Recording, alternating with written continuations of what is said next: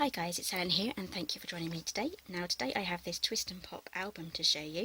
I'm going to show you how to make it, and I'm also going to say that this was one of the requested albums. It was one of the mini inserts that went into my giant Twist and Fold album, and I'll leave all the links for those down below. So today I'm going to show you the requested video on how to make the little insert that went inside, and I've also added a couple of extra things in there as well. So let's get on with showing you. So we're going to open it up. So it's a twist and fold there, and I've added 2 pockets here. Now inside we have some mini twist and folds. There we go, they're so tiny. So you can use this as a photo album, so I have one on the other side as well. So you can use it as a photo album or just a really nice Christmas card to give to someone. And I have discovered with the nature of the Twist and Pops, so if you do a square, you do get a little bit of overhang from the inside. So if that is a problem for you, then just take a bit of ribbon or a piece of card and you can just cover that up, just like that. Okay, so let's show you the papers that I've used. I've used the collection that I got in my goodie bag from my day at Trimcraft. So here we have some goodies here. This is from the Wonderland collection by Hell's Couple Ditch, and that's via Trimcraft. So I've used the decoupage pad, so this is primarily for card making, but as you can see it was absolutely perfect for decorating my album. And I've used some of these accordion stickers here. I didn't use these two. Those are the pegs and the trim, and I've also used some of the buttons as well, and also some of the red, and I think it's like a creamy beige sort of stars. So let's have a quick flick through here. So I go into greater detail on these things on my haul video, and that will be on my channel as well. So you get 3 sheets of each style, so I've gone for the Noel. So there's loads of cute little characters there. Okay, so let me just clear the desks and then we can get on with making it. Okay, so I've cut everything out, so it's all ready to go. So these 2 are going to be my pockets. Don't worry about writing the measurements down. Everything's going to be on the coordinating blog post that goes with this project. So I have a cover here that measures 12 by 4. Panel that measures 10 by 3.5, and the mechanism which measures 3.5 by 8. So we're going to start off with our scoreboard first. Just grab that out.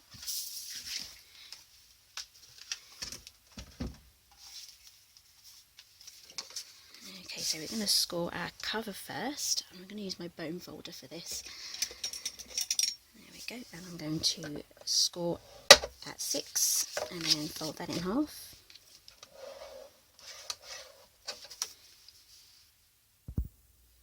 Okay, so I'm going to be doing my panel next. Just move that down so you can see. Okay, so this measures 10 by 3.5, and I'm going to score at 2.5, 5 and 7.5. Okay, so I'm just going to fold that in half there. I'm saying half a lot today. And we fold this again inwards.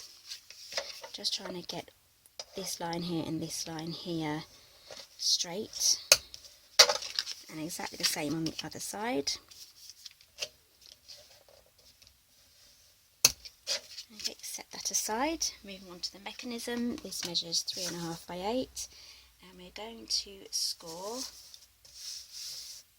in portrait at 1.75, so that's 1 3/4. And then in landscape we are going to score at, no, we're not going to score, we're going to make little nicks, just little marks, so that we know where to do our folding, because we need to fold on the diagonal. So we need to do it at 2.25, so that's 2 1/4. And 5 3/4. Turn that over again. 2 1/4, 5 3/4. Okay, so now we know where to fold. Okay, so it's quite bright today, so I should be able to see my lines. So I need to score from here all the way down to this one here. You can put a magazine underneath here just to help you.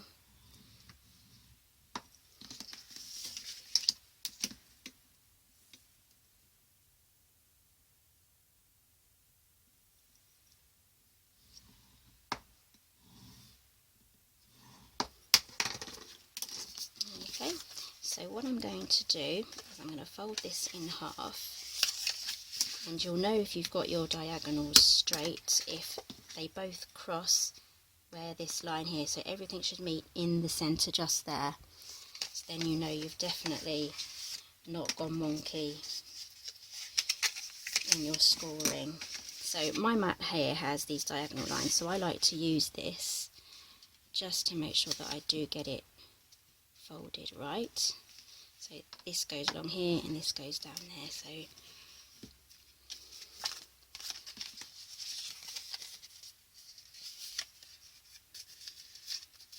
this is quite thick card, so it does kind of want to do its own thing.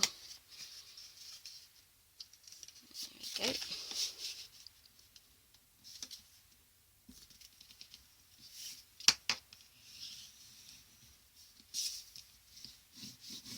There we go. Right, now there is a special way on folding this.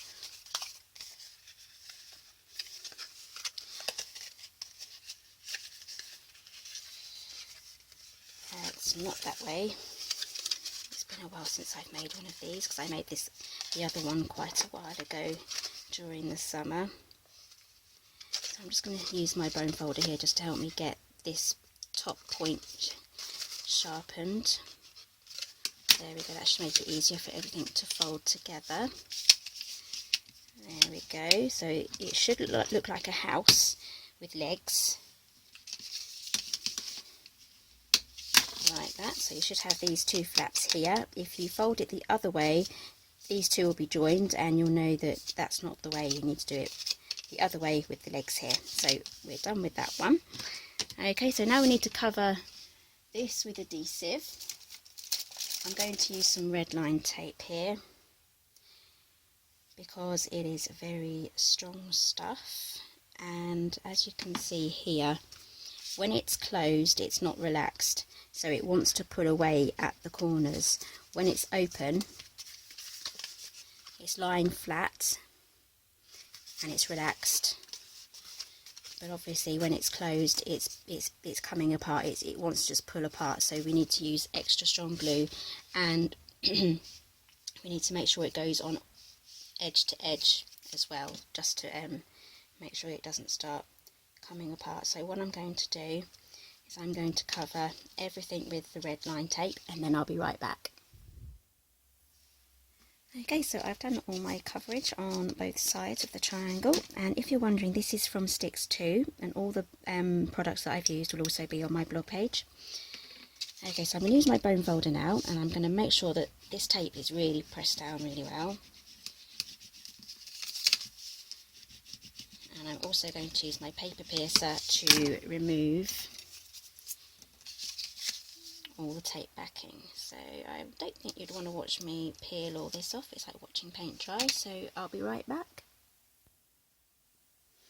Okay, so I've taken the backing off this side, so we're going to put that right in the centre here. You can mark out the centre with a ruler if you want. I'm just going to eyeball it.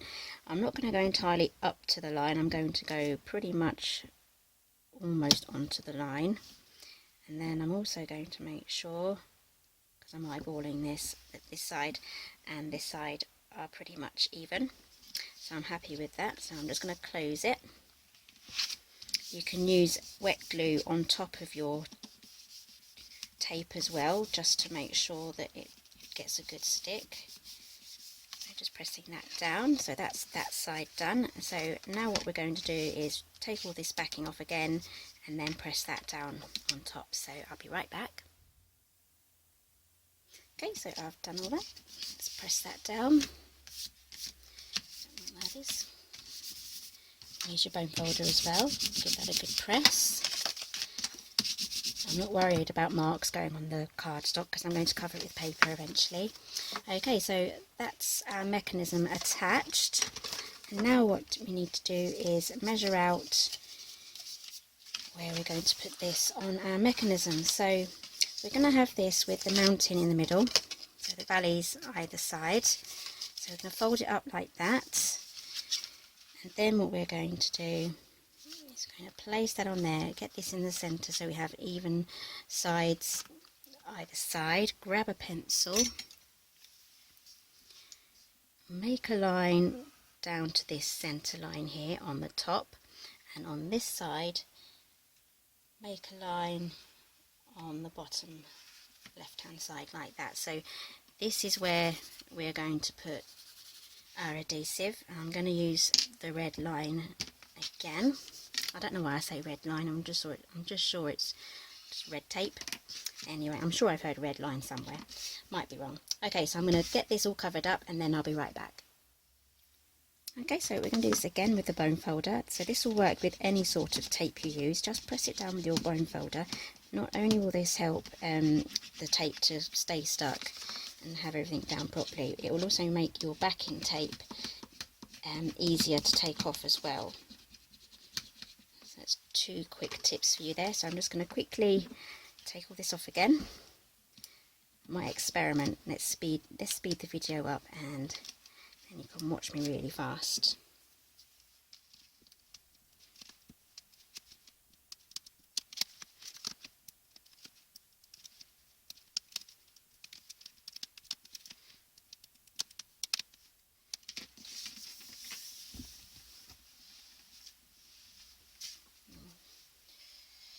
That stuff's static. Okay, so we've got those down now. We can then take our panel and then line everything up again because we made our line, so make sure everything's straight and then press that down. There we go.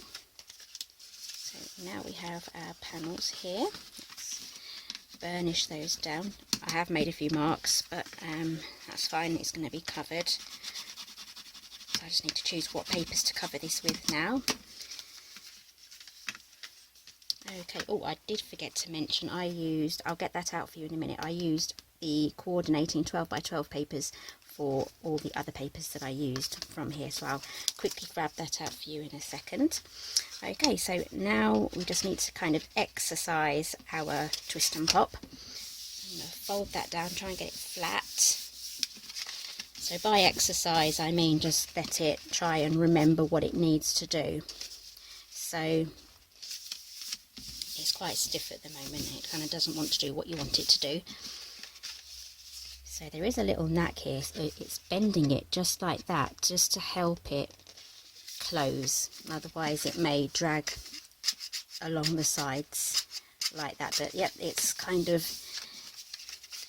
doing what we want it to do now. So all the measurements for these papers will be on my blog, and I'm just going to grab that 12 by 12 pack.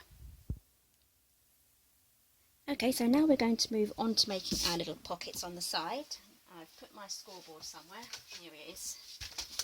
Right. I've got 2 of these and they measure 5 by 4.5. So I have 2 of those. And we are going to score at 1/2 inch on 3 sides. So this long side needs to be kept. I think it's the long side. Double check. Check twice, score once. Yep. One of the long sides needs to be kept. Score 3. Oops.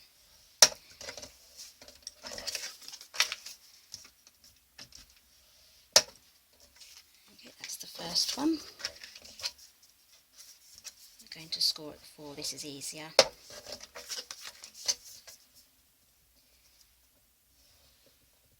That's 4.5.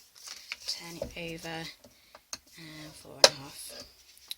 Okay, so now what we need to do is get rid of this scoreboard and then burnish our folds.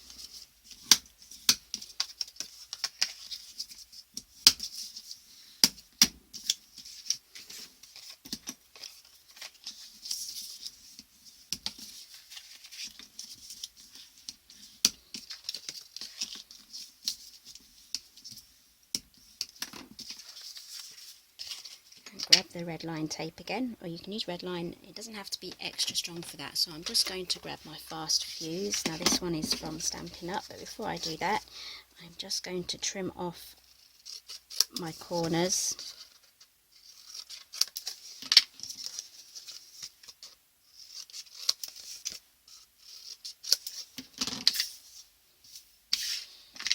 This is fast fuse. This is from Stampin' Up. This is actually quite a strong adhesive, and I like to use it quite a lot for making boxes and anything that needs to be on quite firmly. There we go. So we can now take this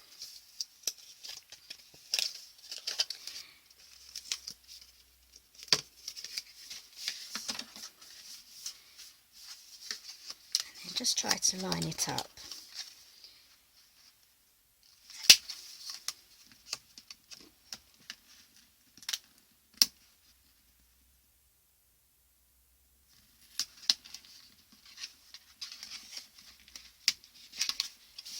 I've gone off the edge there, but that's okay.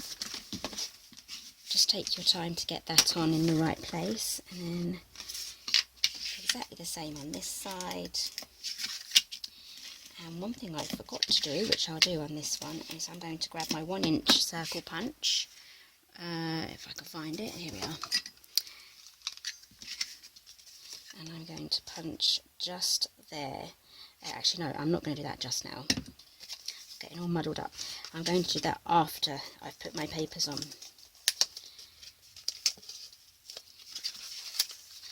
because it's a pain in the bum really to just get everything lined up again, and then I end up cutting a half circle where I shouldn't be cutting a half circle. So I'm just going to wait till all the papers are on and then do my little thumb notch here, so just like that. So put your papers on and then do that on the side and this side.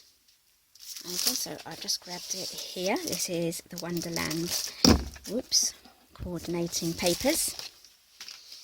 So these go absolutely perfectly with the decoupage pad as well, so it looks all wonderful together. Wonderful Wonderland. Okay, so thank you for joining me today. Pop along to the blog post, the link will be down below, and all the information that you need will be there, and I'll see you next time.